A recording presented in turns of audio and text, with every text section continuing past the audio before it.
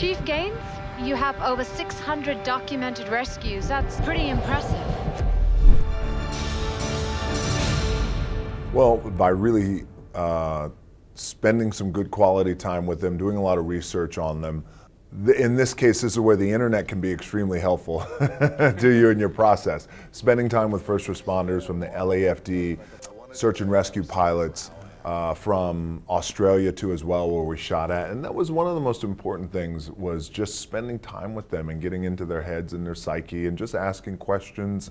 And then putting my own spin on the character, because I think ultimately what you want to do with a movie like San Andreas, you're going to have the big spectacle of San Andreas. It's the biggest earthquake of all time, and the visual effects are going to be hopefully amazing. But you got to root it with great characters, I think, that people care about. And I think we did that. This whole chunk of land will be decimated.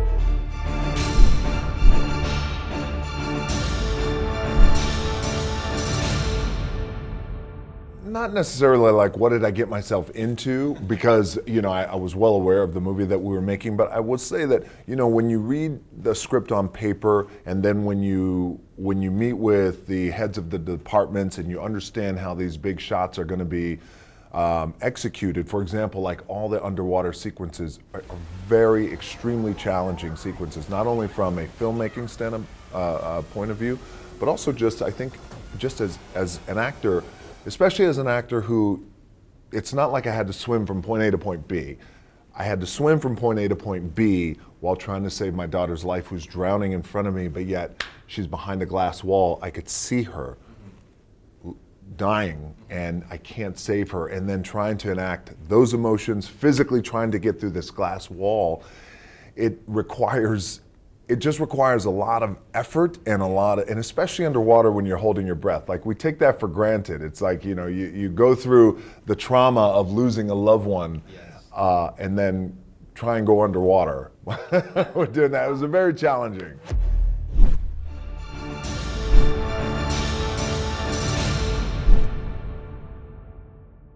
Well, that's a great question. Anchored onto what if it really happened.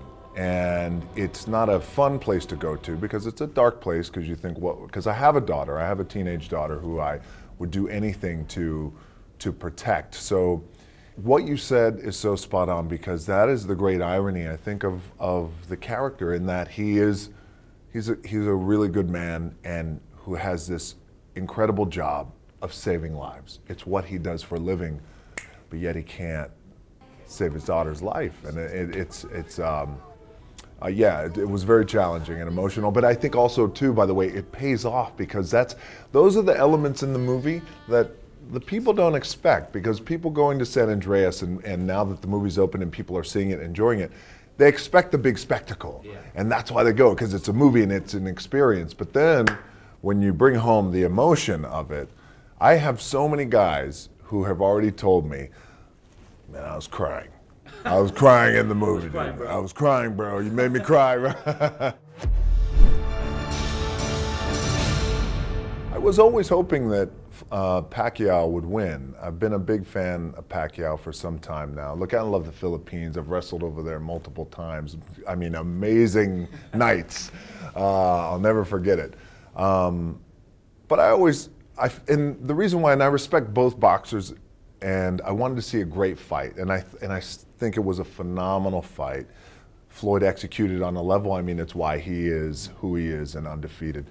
But with Pacquiao, I wanted Pacquiao to win, because I felt like it would give boxing a spark that would then lead us into the next decade. And then also too, Pacquiao has been such a tremendous ambassador for the sport of boxing, and you know, one day he's going to be president.